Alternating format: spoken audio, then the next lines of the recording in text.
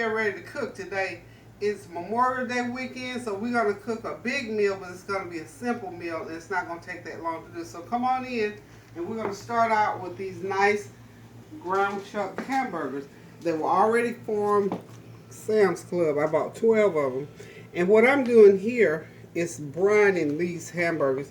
And what brining means to make a liquid mixture up to put over the meat so the meat can soak in that flavor. So, you know, usually we use a dry seasoning, but this time I want to use something my friend taught me. So now that I know what this does, I use brining on all the meats that I cook. It not only makes the meat tasty, but it also makes it nice and juicy. So I'll tell you what I put in the brine real quickly. Since I've already mixed up this brine, I use 1 cup of water, half a teaspoon of salt, a teaspoon of black pepper, a teaspoon of garlic powder, and a tablespoon and a half of beef flavored broth mix. And what I simply do, just mix all that together. Before I put these burgers in, though, I poured the brine into the pan, and then I laid the burgers in there. And what I've done, because it takes a little bit of time, I'll show you what that brine should look like. So that's what the brine should look like. Okay, so now those hamburgers have been brining now for about 12 or 15 minutes. Ideally, you want them to brine at least 30 minutes. Not too much longer than that, because you know ground beef is already porous. So that juice will soak into those burgers. And I let them soak on each side for a good 8 to 10 minutes. And then just flip them over and let them soak a little bit more. And then when the brining process is finished, you just heat some oil in a skillet and go ahead and cook them.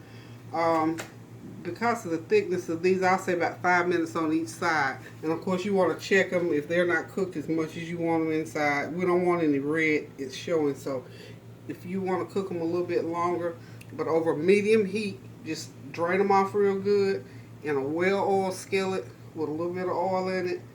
Flip them over after about 8 minutes, and you got some nice juicy ground chuck burgers. So this is part of our meal today. Okay, we're also going to do macaroni and cheese today. Okay, as you know, macaroni and cheese requires the cooking of noodles. That's a simple process.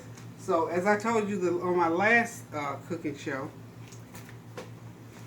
I try to use Food Line everything. So this is a 2-pound box of elbow macaroni by Food Line, but I've used some out of here. So this is probably 1 pound and 3/4, which amounts to maybe about 3 cups. So what I'm doing is just pour them in there. As you can see, that water is boiling hot. You just want to pour them in there. And we're going to stir them now. Because you know, even though these are hard, they'll stick to the pan. And one of the things that I do when I'm cooking, I can just about look at food and know if it's going to be enough. So I'm looking at this macaroni, and I'm thinking to myself, now I only put 1 pound and 3/4. I probably need to go ahead and put that other 1/4 of a pound of macaroni in there, which is going to amount to maybe another cupful. So I'm going to dump another cupful of raw macaroni into this. So hang on 1 second, and here we are.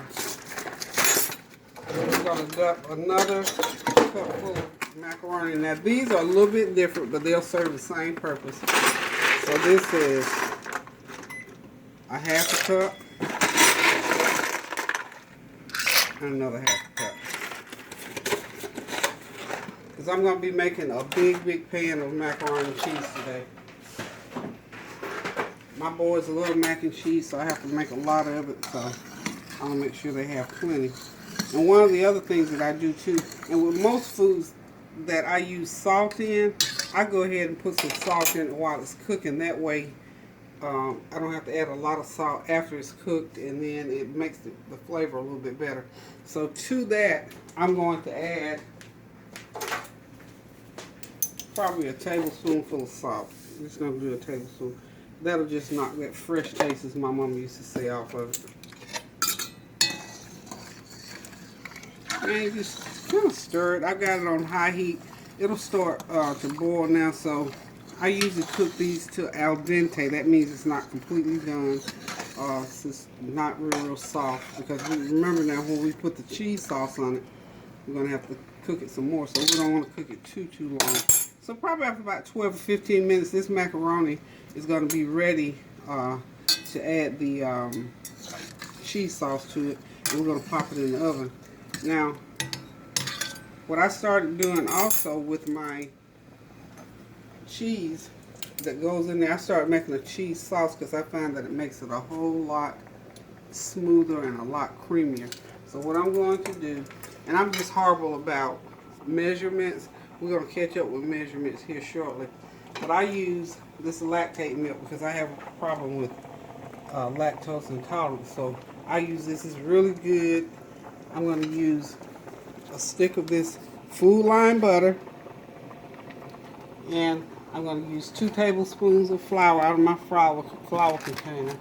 And this is what I've done with the cheese. So what I'm going to end up using probably is 3 cups of cheese. This is all my cheese that I have in my refrigerator. Now if you're like me and love cheese, you got cheese galore. So I need to go ahead and use some of this cheese. So I'm going to use cheddar, sharp cheddar, and some provolone cheese. So these are provolone slices, but I'm going to throw them right on into my cheese sauce. And that's going to make it for some good creamy macaroni and cheese. Another thing I saw while I was shopping, Ragu double cheddar. So I'm going to throw some of this in there today because I like to experiment. I'm going to see what this does to the mac and cheese. And we'll tell you all about it as we're eating later on. So we're going to use all these ingredients. So I'm going to go ahead and I'll just give you a glimpse into what it looks like to make this cheese sauce. So what I'm going to do right here, I'm going to switch burners since that burner is a little bit bigger. I'm going to go ahead first and put my stick of butter in there and let it start melting down. And then I'm going to put 3-4 cups of milk. Okay. Put that stick of butter in there and let it get melted out real good. You know, with butter, you cannot have the heat up high because butter burns quickly. So you have to be very careful with putting butter in. And this is my big old Magic Chef measuring bowl. So I'm going to put 4 cups in there.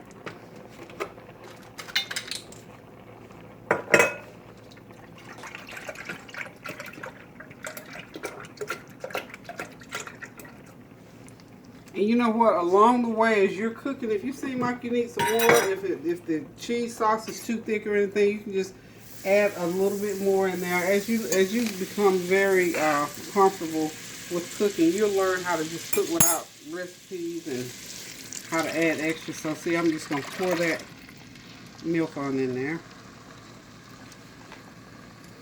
Let it start heating up. Okay. Get it heated. And then after that, I'm going to go ahead, I'm going to set this back here. My stove top is smooth, so I can use it for a table. Lay it back on that. And for taste, I'm going to go ahead and pop a teaspoon of salt in there.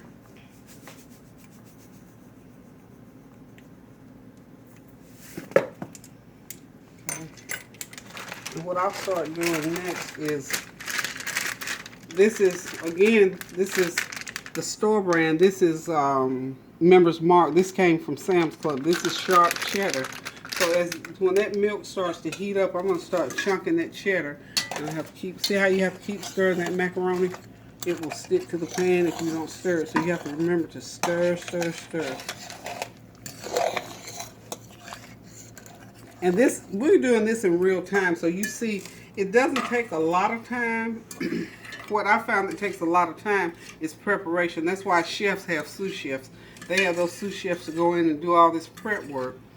But the actual cooking of this macaroni and cheese, once I get it put together, I'm only going to leave it in the oven for about 45 minutes so it stays nice and creamy. Because remember, it's already done. We just want it to blend together and come out tasting like it's supposed to taste. So my kids say I got the toughest hands, so I can stick my little finger in. It's not hot enough yet. So, also, I like a little bit of black pepper in my macaroni and cheese.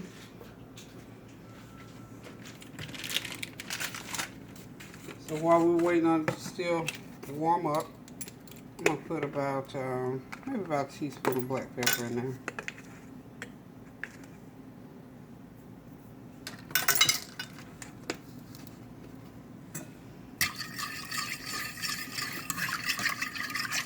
Probably looks weird by the time you get all that cheese and everything in there. Them little black specks will fade to the background. So I'm going to just let that continue to heat up. So what I'm going to prepare to do now, this is the smallest little knife, but it cuts everything. I love it. So I'm just going to chunk that cheese in there. Still watching that macaroni.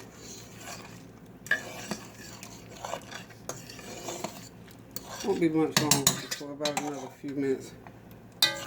Not quite come to a real big rolling boil like I want it to yet. Same thing with this milk and butter over here. Keep your eye on that. I think it's about, yeah, it's about there to where we can go ahead and start throwing that cheese in there. And remember I said, usually I would use just about an entire 2-pound block of cheese. But since I had so many different ones from the last time I cooked, I thought it's time for me to get some of that cheese out of the refrigerator. So I'm just going to start. I'm going to cut it like that. Doesn't have to be fancy. Now, ideally, if you had the grated cheese, of course, it goes a lot faster. I mean, it just depends. I buy this kind of cheese because we like to eat cheese and crackers.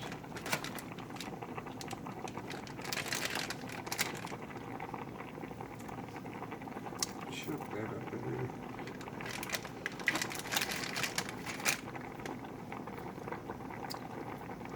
Okay, remember I said we like cheese and crackers, so guess what this piece is for? Cheese and crackers. Okay, this is a piece of cheese here. I always put it in a Ziploc bag because you know who fusses if I don't have it all nicely tightened up. You know who, Tanya. You drive so crazy if it's not wrapped properly, so I keep it wrapped nice and tight. This is a piece of extra sharp cheddar. So this here little piece here, again, I just pulled all the cheese out of my refrigerator that I had sitting around in there. And these are some cheese, these are some sharp cheddar cheese slices because I bought a whole brand new pack of lightly sharp cheddar for the burgers later. So I figured these little scraps here, get that out of there. These little scraps here, just put them in there. All of it's cheese. It's going to all be melted down. And we're going to have some good old macaroni and cheese. You can't see it, but I can feel it. The cheese is starting to melt. Is it just hot? See how it looks when it starts to melt? So it's doing what it's supposed to do. And I've got my heat.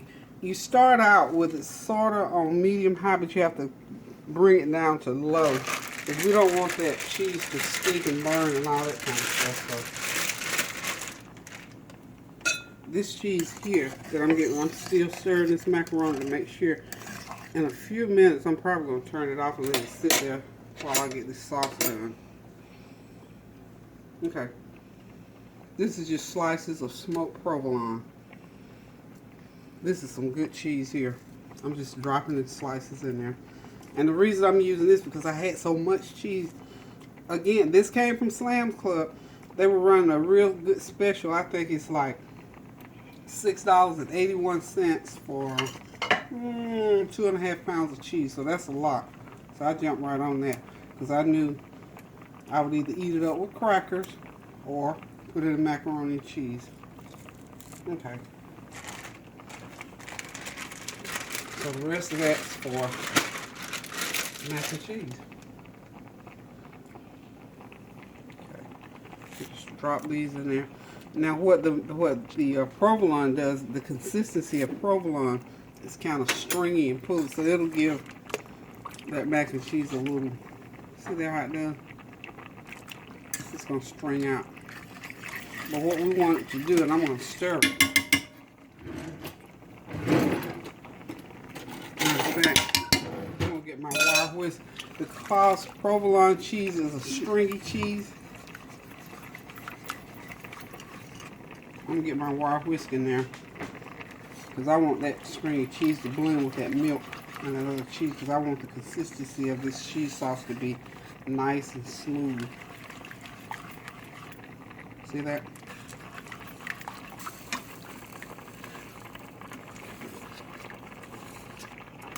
So you're just gonna stir, stir, stir, because again, remember, we don't want it to stick. I think I'm gonna turn that macaroni and cheese, turn those noodles off. I think they're good.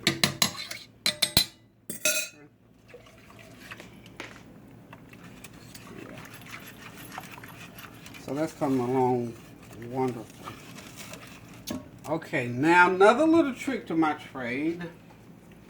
I always keep chicken flavored broth mix or the beef. This stuff here flavors up stuff so well. And I'll say I put it in anything. So I'm going to dump some of that in. Extra flavor and to give a little bit of salt. So I didn't put a lot of salt.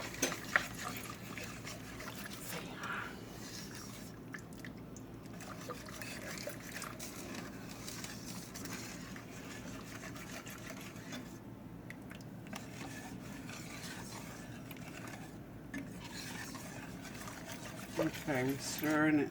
And it's pretty much melted down. Now you're thinking that's some thin cheese sauce. Glad you said that. Because now here's where the flour comes in at. I'm just going to hold this over here because I don't want to get it all over the stove. So this is 1/4 of a cup of flour. I may or may not use all of that. So we're going to see how much of that we're going to use. Because actually I'm putting this provolone cheese. I've never used a provolone cheese before, but since I had a lot of it, we're going to see what it takes. Now that's as much of that as I'm going to use. Because honey, flour will jump up and thicken up right quick on you sometimes. If it gets too thick, we just put some milk in it. So all we have to do is throw some milk over in it. Let's put that right there. If you keep watching it, you'll see it start to thicken up. If not, it doesn't thicken up right away. And I'm one of these cooks, I like to taste my food. I could drink a cup of cheese sauce right now. That's righteous. That's real grown folk cheese sauce. So all we wanted to do now is to thicken. Just want it to thicken. It's not thickening yet, so I'm probably gonna have to put some more of that, but I'm gonna wait because that heat is not up. Can't turn that heat up too high. Because this pot is so thick, it almost works like a double boiler. And I like that. That heavy pickup, they cook really, really well. And you don't have to have the heat up real high to get what you need to get your food going. So if you do the heat right, it'll work like a double boiler.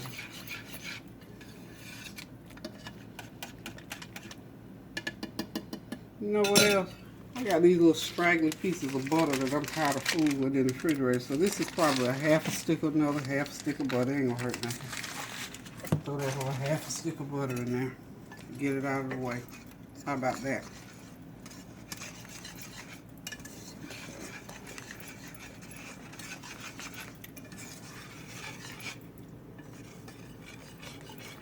I'm going to get that to a bubbling boil before I pour any more, but I'm almost sure I'm going to have to put a little bit more thickening in there.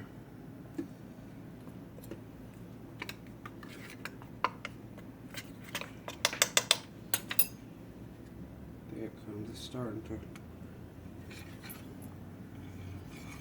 turn it up a tiny bit more.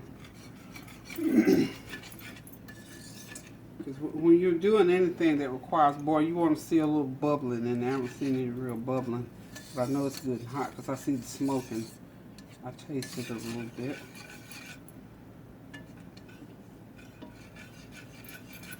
And I don't worry if there's a couple of lumps in there because guess what? They'll cook out. So I added to this, I added 1/4 of a cup of flour so far.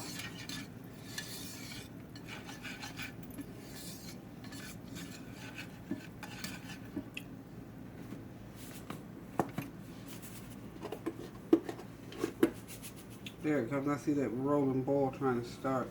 I need to do just a dash of salt in there, just for good measure. So I want those noodles to be well soaked and saturated. So I think it's we're gonna have it to come now. I'm gonna down it a little bit because I see that rolling ball trying to come up in there. There it comes. Okay, now that tells me whether or not I'm going to have to add some more flour to that.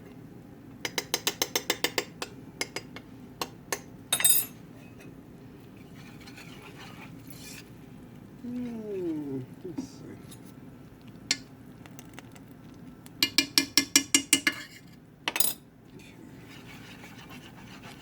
Another little bit of flour. I want it a little bit thicker than that. So see, the thing about it is when you put this cheese sauce with those noodles are going to soak up that cheese sauce. And you still want it to be well coated. See how it's boiling now? Isn't that wonderful that you can boil cheese like that on top of the stove in a pot and don't have to use a double boiler? I tell you, these pots are wonderful. They're real heavy, but they're wonderful. They cook like you wouldn't believe if you do a lot of cooking like I do. They stain real bad, but I don't care. I scrub them, they just stain. I guess they're porous, but I scrub them with Clorox after I finish. So the moral of the story, y'all, don't buy cheap cookware. Yeah, you can't buy cheap cookware. Will burn up your food and disappoint your guest and you. So now what I need to do, I'm going to get right here, and I'm going to get something I should have already had out.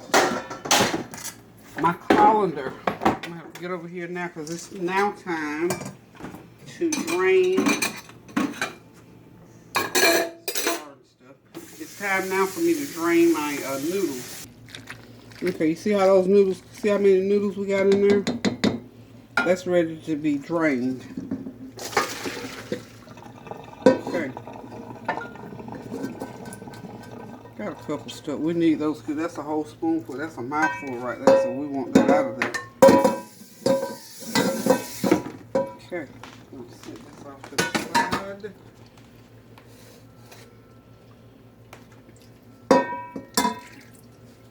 Set this right back over there to the side. We're just going to let those noodles rest. I'm not going to rinse them because it doesn't matter. If they're a little starchy, after all, the cheese is going to be gooey. So the gooier the better. So I'm just letting all that water drain out of those noodles and let it sit there for a couple of minutes. We'll get back over here and check on the cheese sauce. I can turn this cheese sauce off. This cheese sauce is righteous right now. Look at that. It's just like I want it. That's about the consistency you want it. So I put probably, let's see, maybe for this amount, for using 4 cups of milk in that cheese sauce and about 2 pounds of cheese, I had to put maybe, I put a 1/2 cup and then maybe maybe 3/4 of a cup. But now, you have to just watch it. You'll know. So at least go ahead and measure you out if you're making this much. And if you're not making this much, just cut the recipe in half. I'm going to try to jot some of these recipes down that'll make it a little bit easier for you. But this is how we're doing it right now, for right now. So, okay, now, these noodles,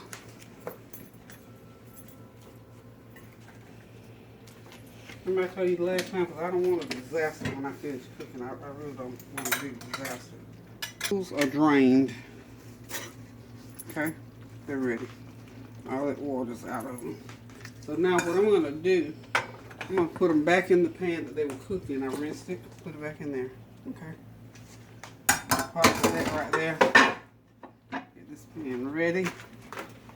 And what I'm going to start doing now, I'm going to start putting this. Okay, let me go ahead and get a towel. So my cheese sauce is ready. Okay. I'm going to pour most of that Let me show that.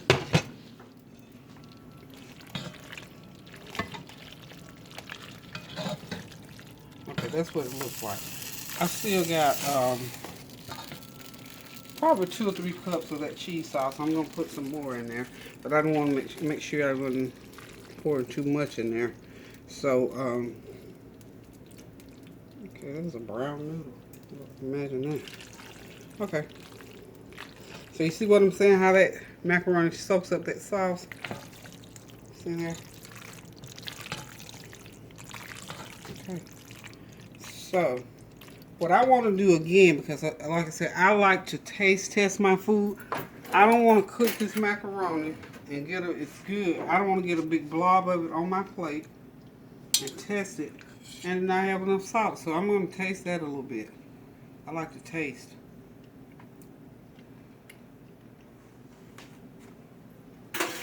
Need a little bit of salt.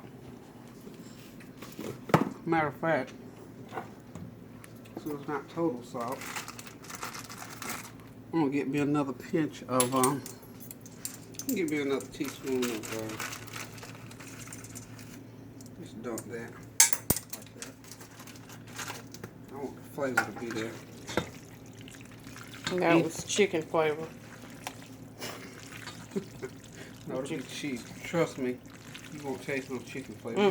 You didn't say it, so I was letting them know. Oh yeah, the sauce. And notice you don't see those flecks of black pepper hardly in that sauce either. That black pepper, for whatever reason, it's like a conduit. It pulls things together. I'm gonna pour some more of that cheese sauce in there. Okay, mix it. Cause I want to make sure it gets mixed in with. Now y'all know this is gonna be good, right? Okay. Just want to make sure y'all knew that. Okay. Matter of fact, I think I'm just about gonna need all of this cheese sauce. Okay.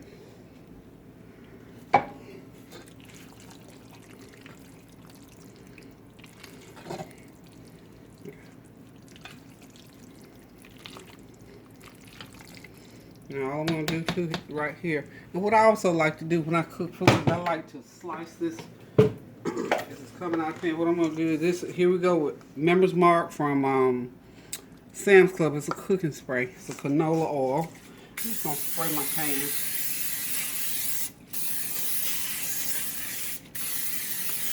Real good. Okay.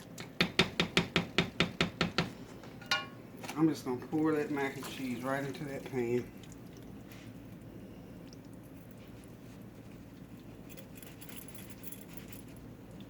Okay.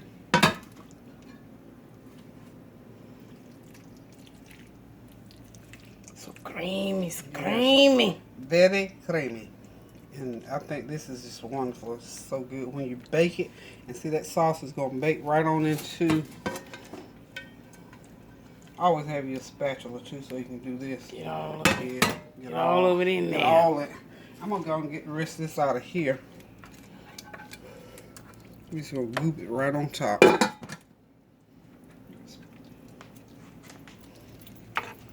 Just glop it right on top. So the last little bit of that will. You know, so I don't like to leave nothing in the pan. I'm about like the kids with a cake bowl. I want all my goodies. On that mac and cheese. So now that macaroni and cheese is ready to go into the oven.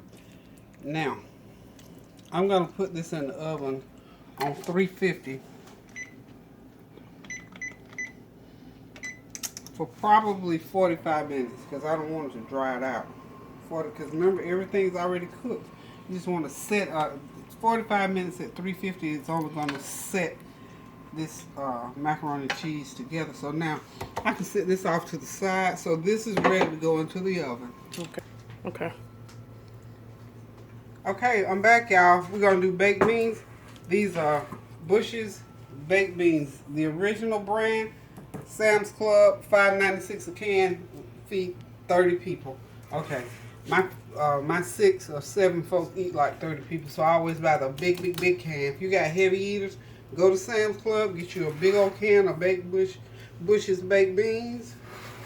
And you know, they have liquid inside. I always pour a little bit of that liquid off because, as you know, I'm not gonna just pour these in the pan and bake them. You already know that, right? So we're gonna pour them in the pan, and these beans are really, really good. However, like me, my folks like their beans well seasoned. So we get all those out of there. Put that to the side. Okay. And I'll tell you what I'm going to do. This is 1 pound, 2 ounces. So this is 18 ounces. So I'm probably going to put 10 ounces of this Food Line Sweet Original Barbecue Sauce in them. So nothing fancy, just start squeezing. Okay. So one more squirt. Okay. For whatever reason, ever since I've done baked beans, I have to put a little ketchup in. I don't know, the ketchup, just like black pepper, does something. So we're gonna say this is about 3 tablespoons of ketchup. I didn't buy them extra, so I gotta save the rest of this for the hamburgers. Okay. The other thing that I use in my baked beans, brown sugar. And for this big old can here, this is probably a cup of brown sugar. I'm not going to use, maybe I might not use all this, depending on how it tastes. Okay, Food Line brand, 89 cents a bag. Okay, so I'm going to put all but a little pinch. So you see that brown sugar in there? Okay. Okay. Now, this got to be all mixed up together. Oops. Sorry about that. Get it all mixed up. Mix. My family, I call my family the sugar family. They like stuff sweet. I try to use brown sugar so that it's not so sweet. And we don't eat this every day of the week, so it doesn't matter.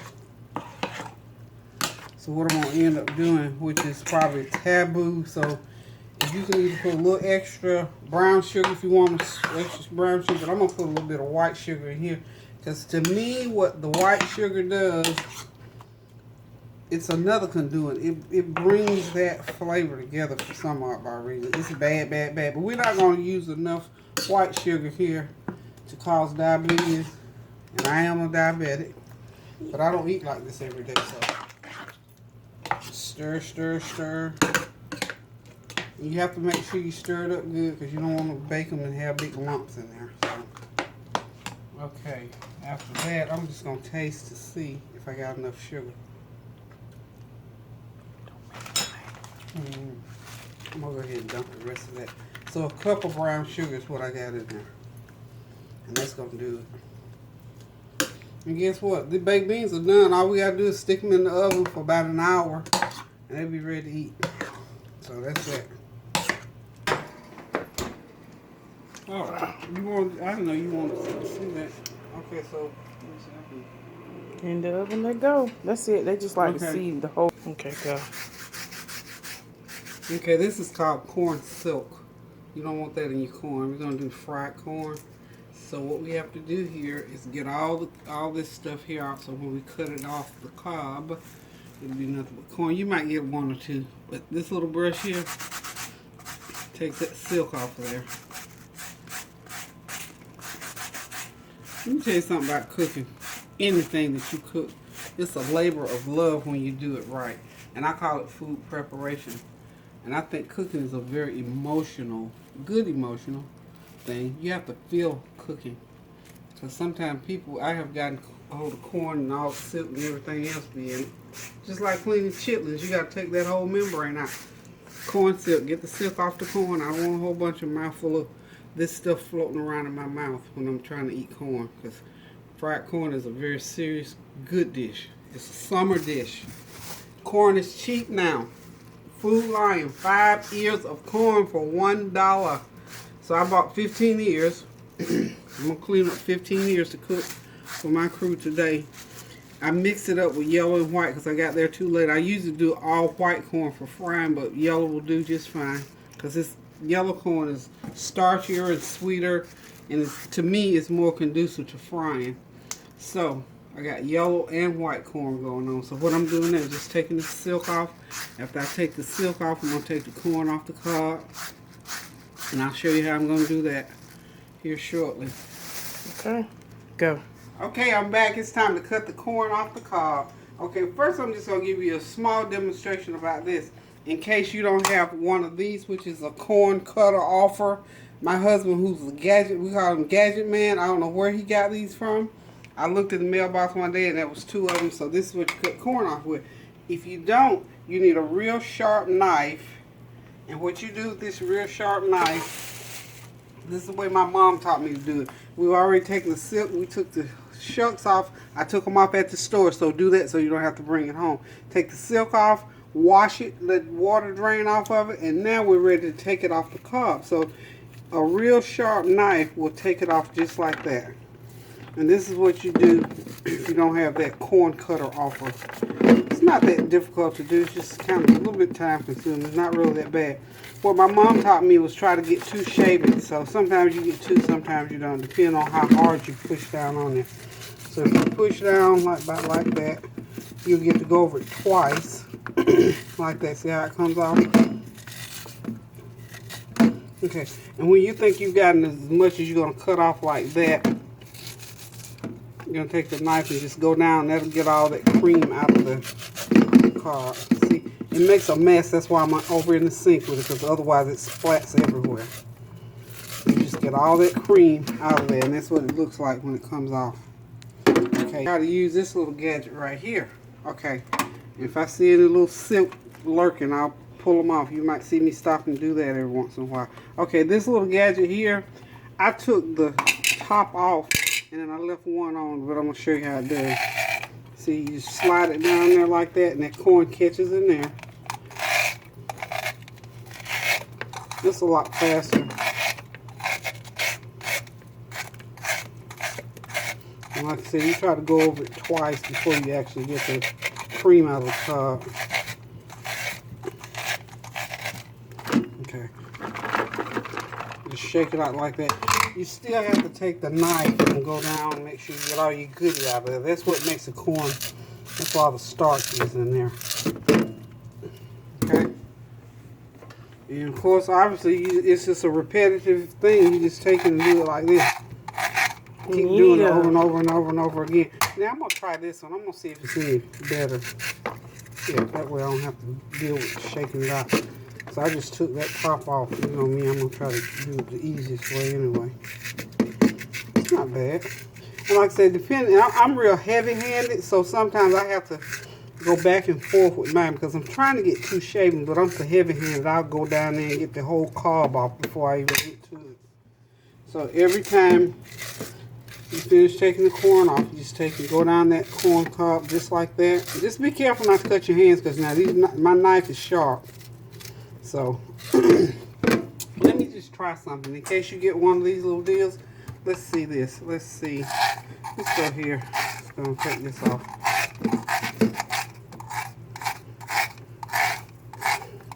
Okay, while I'm standing here doing this, I haven't eaten today. I've only had a shake. I'm smelling that macaroni and cheese and them baked beans cooking over there in the oven. They smell mighty good. It's going to be good with this corn.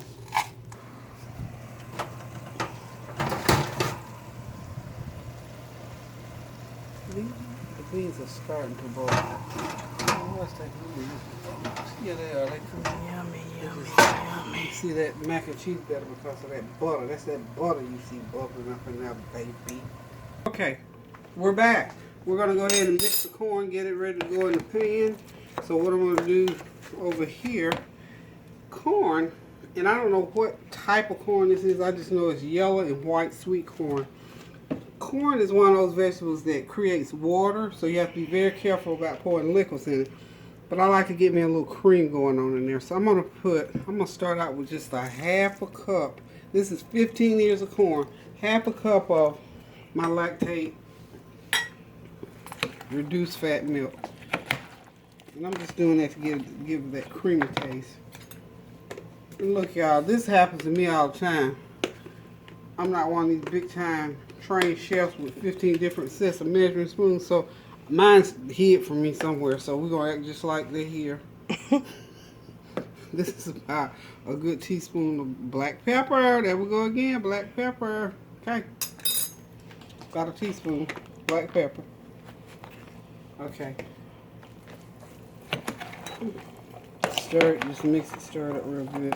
And while I'm mixing and stirring, I'm just going to go ahead and tell you, I'm going to put a stick of butter in the pan and let it be melted down, because that's what we're going to have to cook it in. We're going to cook it in butter. Just a stick of butter, put it in the pan. Again, don't let, see, I have to take that pan off that heat. See that? Butter will burn on you if you don't wash it, so I have to take it off the heat. Okay? Let it melt. Got that heat up there too high. Don't take much to burn butter. Anyway, I'm just mixing it up real good. I'm not putting any salt in. Again, I don't know. I bought this corn last week and I tried it. I basically only put a little bit of cream, some black pepper, threw some butter over there, and that was it. It made its own juices, and I didn't have to put a whole lot of juice in it. So now I'm going to put this butter back on the heat. I'm going to go ahead and put this corn in, because butter, again, you got to get that corn in. This is fried corn. White corn is very starchy, and if you see it's getting real starchy, what you have to do is go ahead and put some water or some more milk in there. So I'm going to take about 15-20 minutes for this corn to cook, and Lord have mercy, when it gets through cooking, you'll eat yourself into oblivion. Somebody say thank you. Yes, sir. I can smell the butter. Thank you. And again, this is one of those dishes you have to keep stirring, because see, it'll start. I'm going to try to do a little well in there so you can see it start to thicken. I want to have to put some more liquid, because I want the rest of my goodie out of that. All my goodie out of there. The residy. It's almost like pot liquor. All my little good out of there, as they say. Put it in there. This will cook off anyway, unless it thickens. Again, the white corn creates the starch. The yellow corn is not so starchy. So we're going to see what this is going to do. It just may ever. It's not hot quite yet. You have to keep stirring it, because corn, it will stick because it's starchy, a lot of starch in it. So that's it. Let me get my tasting spoon. Again, if the corn is already good and sweet, you don't have to put any sugar in it. But if it's not sweet, you know I'm going to put some sugar in it, because we want to taste that little sweet flavor. So I don't know yet until I taste it. I'm going to let it cook a little bit, because as it cooks, it'll get sweeter. And I think I'm going to have to put some more liquid in here, because I think it's thickening in it. And you know, back in the day, when you cook some corn, you'd have to make up a little flour water to really thicken it. But I like to let mine thicken by its own natural juices. And I think it probably is going to do just, see how it's starting to thicken right in there a little bit? This has got to cook a good 15-20 minutes. And I have to constantly stir it, because I don't want it burned. I don't want it scorched. It's not a good deal. Again, this is 15 ear of corn, as they say in the hills, but it's really 15 ears of corn. And this will probably feed 10 people if we do this side. That's a good serving, right? That's a good serving, along with whatever else you're going to have. So corn is one of those side dishes that enhances a meal. It's good with anything you eat it with. We got lots of other sides, so this will be plenty for my crew today. So what I am going to do, I'm going to put in a little bit more milk in there. Just probably a fourth of a cup. Because it has to have enough liquid in order for it to cook and get nice and tender. And we'll let it boil up one more time, and then I'm going to taste to see if I need to put any salt. Usually I don't have to put any salt. It has such a good natural flavor. Now, unless it's bland corn that the crop wasn't so great, because I'm telling you, these were 5 ears of corn for $1. So I bought all this corn here for $3, honey. You go, I always keep that handle turned in. I learned that when I was raising children. But anyway, 5 ears for $1. Can you believe it? So let's see. Still waiting on it. I don't want to turn that heat up too high. Remember, you cannot have the heat up real high on the corn because it sticks and you got to keep stirring it. So let me go ahead and taste a little bit. Sweet enough.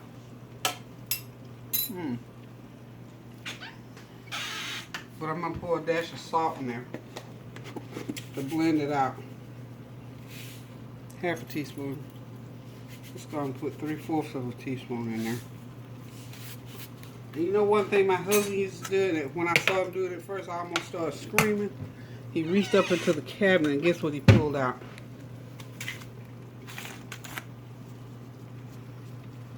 And when he did this, I thought, but you know what?